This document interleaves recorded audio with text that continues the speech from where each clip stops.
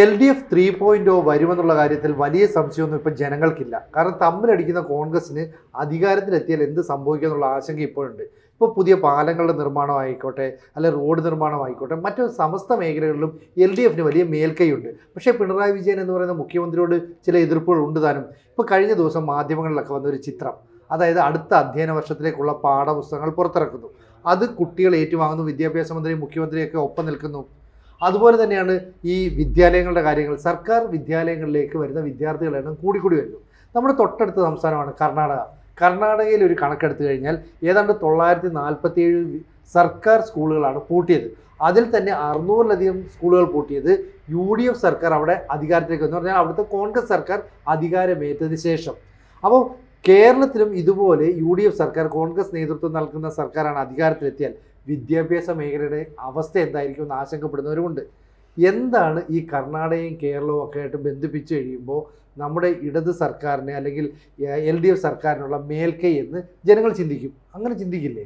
തീർച്ചയായിട്ടും. ചില കാര്യങ്ങൾ നമ്മൾ എത്ര രാഷ്ട്രീയം നോക്കിയാലും അല്ലെങ്കിൽ പാർട്ടി നോക്കിയാലും ചില കാര്യങ്ങൾക്കകത്ത് നമ്മൾക്ക് അഭിപ്രായം പറയുമ്പോൾ നിഷ്പക്ഷമായിട്ട് അഭിപ്രായം പറയേണ്ടി വരും.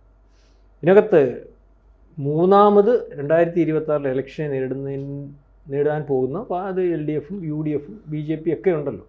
ഇതിനകത്ത് ഭരണ നേട്ടങ്ങൾ പറഞ്ഞ് ഒരുപക്ഷെ ഭരിച്ചുകൊണ്ടിരിക്കുന്ന പാർട്ടിയും അതിൻ്റെ കോട്ടങ്ങൾ പറഞ്ഞ് ഈ പറയുന്ന പ്രതിപക്ഷവും അല്ലെങ്കിൽ BJP ഒക്കെ നിൽക്കുമ്പോൾ കഴിഞ്ഞ ദിവസം വളരെ രസകരമായിട്ട് അല്ലെങ്കിൽ വളരെ മ്ലേച്ഛമായിട്ടുള്ളൊരു കാര്യം നമുക്ക് തോന്നി. കാരണം ഏറ്റവും പ്രധാനപ്പെട്ട കാര്യങ്ങൾ, അടിസ്ഥാന സൗകര്യങ്ങളെന്ന് പറയും, ഒരാളുടെ പാർപ്പിടം, പഠനം, ഭക്ഷണം, ഇതൊക്കെ പ്രധാനപ്പെട്ട അടിസ്ഥാന സൗകര്യങ്ങൾ കാത്തു വരുന്നതാണ്. അപ്പം അടിസ്ഥാന സൗകര്യങ്ങൾ ഒരുക്കുന്നതിനകത്ത് ഒരു ഗവൺമെൻറ് എത്രത്തോളം ശരിയായ രീതിയിൽ പ്രവർത്തിക്കുന്നു എന്നുള്ളതാണ് ആ ഗവൺമെൻറ്റിൻ്റെ വിജയം എന്ന് എല്ലാവരും വിലയിരുത്താറുണ്ട്. സാധാരണ അങ്ങനെയാണ് ഇതിൻ്റെ ഒരു വിലയിരുത്തൽ വരുന്നത്. കാരണം സാധാരണക്കാരൻ്റെ ജീവിതം എത്രത്തോളം അവന് തൃപ്തിയുള്ളതാക്കാൻ ഒരു ഗവൺമെൻറ് പ്രവർത്തിക്കുന്നു, അതൊരു വലിയ കാര്യം തന്നെയാണ്.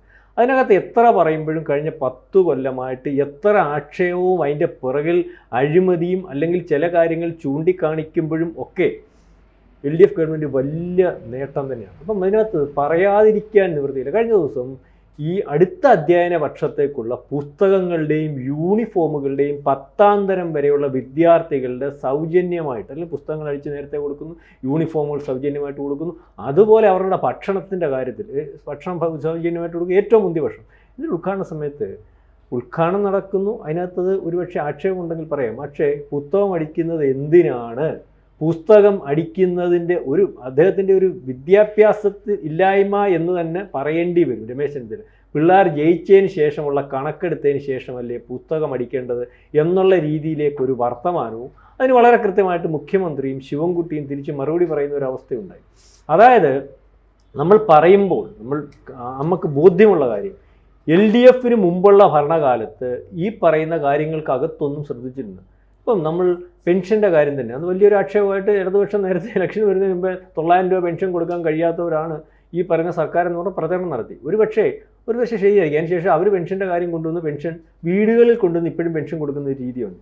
ഈ 900 രൂപ പെൻഷൻ കൊടുക്കാത്ത, 9 മാസം പെൻഷൻ കൊടുക്കാത്ത ഈ പറയുന്ന UDF ആണ് പെൻഷൻ 2 മാസം മുടങ്ങിയപ്പോൾ പെൻഷൻ കൊടുക്കുന്നില്ല എന്ന് പറഞ്ഞ് ആക്ഷേപം ഉണ്ടാക്കിയത്. അതുപോലെ തന്നെ വിദ്യാഭ്യാസ മേഖല, അതുകൊണ്ട് വിദ്യാഭ്യാസ മേഖല പിള്ളേരുടെ കുരുന്നുകളുടെ ഭക്ഷണം അല്ലെങ്കിൽ സൗജന്യമായിട്ട് കൊടുത്തിരുന്ന ഭക്ഷണം അല്ലെങ്കിൽ അവരുടെ പാഠപുസ്തകത്തിൻ്റെ കാര്യത്തിലൊക്കെ എത്ര പറയുമ്പോഴും UDFൻ്റെ കാലത്ത് അത് മനഃപൂർവ്വം തന്നെ സാധാരണക്കാരൻ്റെ സ്കൂളുകൾ ആയിട്ടുള്ള അല്ലെങ്കിൽ ഗവൺമെൻറ് സ്കൂളുകളിൽ കൊടുക്കാതിരിക്കുകയും അവിടെ വിദ്യാഭ്യാസത്തിന് കുട്ടികൾ പോയാൽ വേണ്ട രീതിയിലുള്ള വിദ്യാഭ്യാസം ലഭിക്കാത്ത ഒരവസ്ഥയുണ്ടാവും. അതുകൊണ്ട് കൂലിപ്പണിക്കാരൻ്റെ മക്കളെ വരെ അവൻ കൂടുതൽ പൈസ ചെലവാക്കി സാധാരണ സ്കൂളുകളിൽ നിന്ന് മാറ്റി മുന്തിയ സ്കൂളുകൾ എന്ന പ്രൈവറ്റ് സ്കൂളുകൾ നമ്മൾ കണ്ടിട്ടില്ലേ, ഇംഗ്ലീഷ് മീഡിയം സ്കൂളുകൾ അല്ലെ പണം കൊടുത്ത് പഠിക്കേണ്ട സ്കൂളുകളിലേക്ക് മാറ്റേണ്ട ഒരവസ്ഥ വന്നു. അതിൻ്റെ അർത്ഥം എന്ന് പറഞ്ഞാൽ ഗവൺമെൻറ്റിന് ഈ പറയുന്ന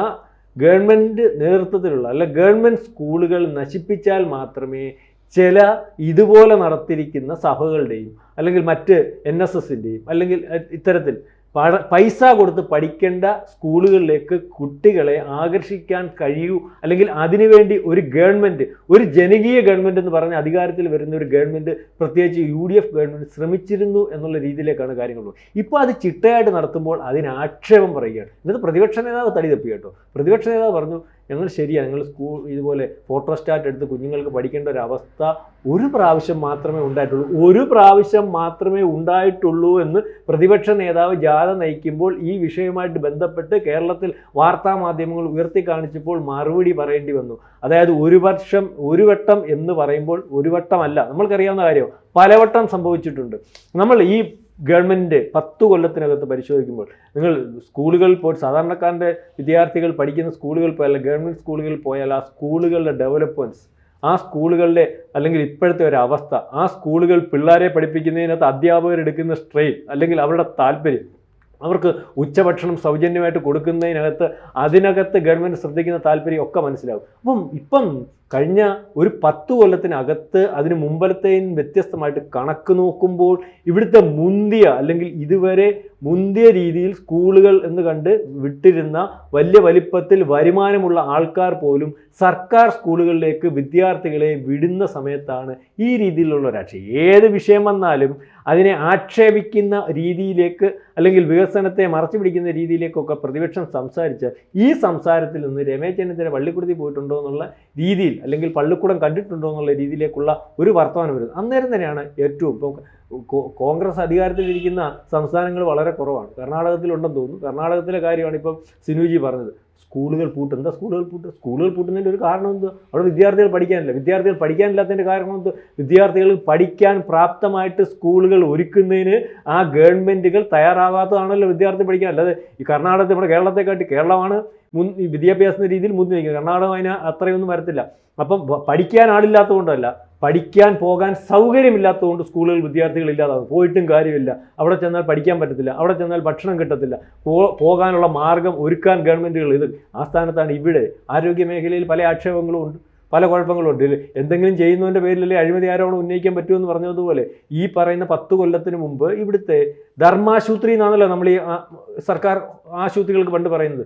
ആ ധർമാശുപത്രികളുടെ ഇപ്പോഴത്തെ അവസ്ഥ നമ്മൾ പഠിക്കണം. ഇവിടുത്തെ ഏറ്റവും മുന്തിയ രീതിയിൽ ഏറ്റവും വലിയ കാശ് മേടിച്ച്, അല്ലെങ്കിൽ ഹോസ്പിറ്റലുകൾ ബിസിനസ്സായിട്ട് നടത്തുന്ന വലിയ വലിയ ഹോസ്പിറ്റലിനെ തുലനം ചെയ്യുന്ന രീതിയിൽ, തിരുവനന്തപുരത്തും എറണാകുളത്തും ഒക്കെയാണല്ലോ നമ്മൾ നിൽക്കുന്നത്, ഉള്ള ഹോസ്പിറ്റലുകൾ, ഗവൺമെൻറ് ഹോസ്പിറ്റലിൽ ചെന്നാൽ അവിടുത്തെ സൗകര്യങ്ങൾ എത്ര വലിപ്പത്തിലുള്ളതാണ്.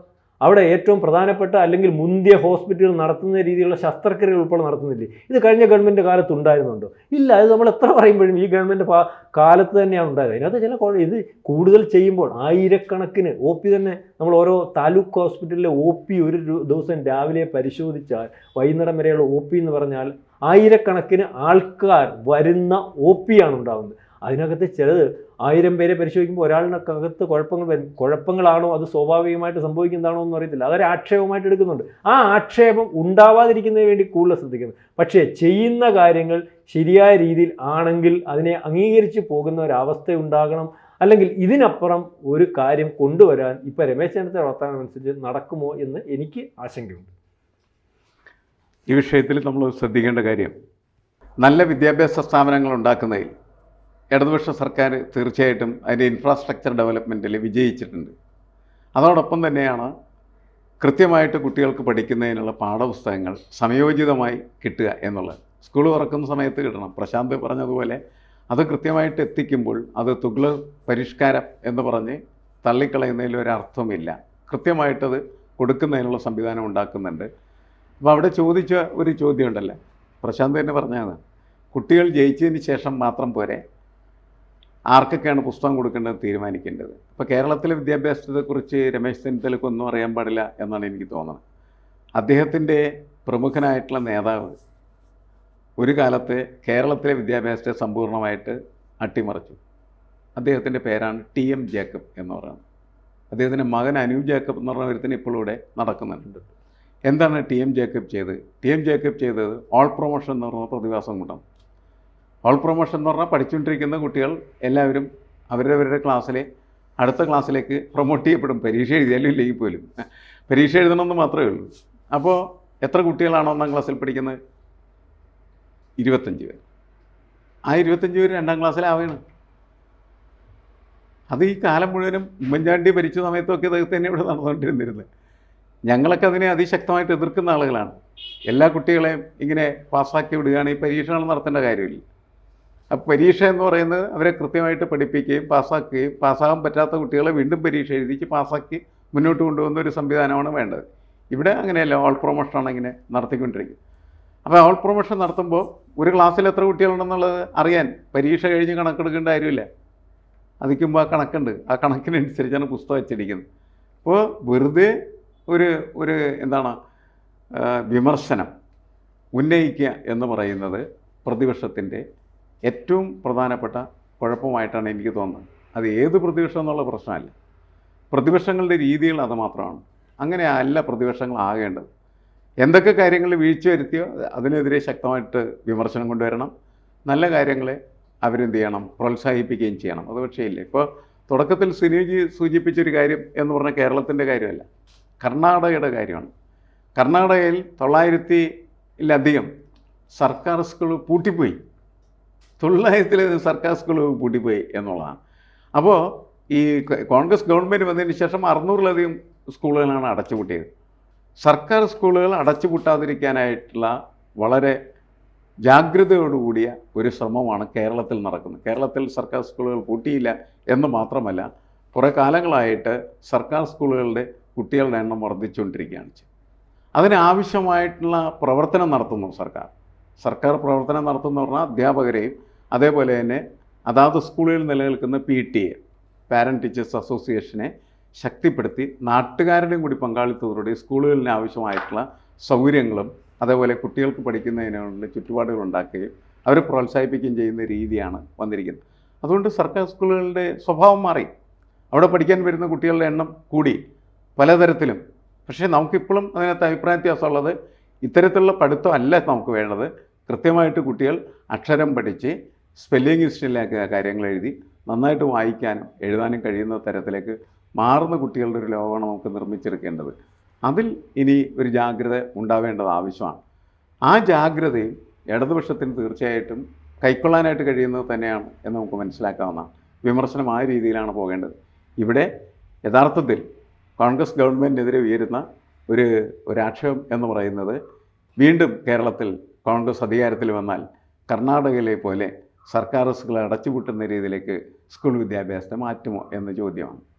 ഈ വിദ്യാഭ്യാസ മേഖലയെ ഇടതുപക്ഷ സർക്കാരുകൾ ഹാൻഡിൽ ചെയ്യുന്നത് പോലെ UDF സർക്കാരുകൾ വന്നാൽ ഹാൻഡിൽ ചെയ്യില്ല എന്നുള്ള രീതിയിലൊരു ആക്ഷേപമുണ്ട്. മാത്രമല്ല എല്ലായ്പ്പോഴും ന്യൂനപക്ഷക്കാരനായ ഒരാളായിരിക്കും മന്ത്രിയായിട്ട് വരുന്നത്. അപ്പോൾ മുസ്ലിം ലീഗിന് താല്പര്യമുള്ള മുസ്ലിം ലീഗിൻ്റെ ജില്ലയായ മലപ്പുറത്തേക്കാരും കൂടുതൽ സ്കൂളും സൗകര്യങ്ങളും എല്ലാം ഏർപ്പെടുത്തി. ഇതൊരു വലിയ വ്യാപകമായ ആരോപണമാണ്.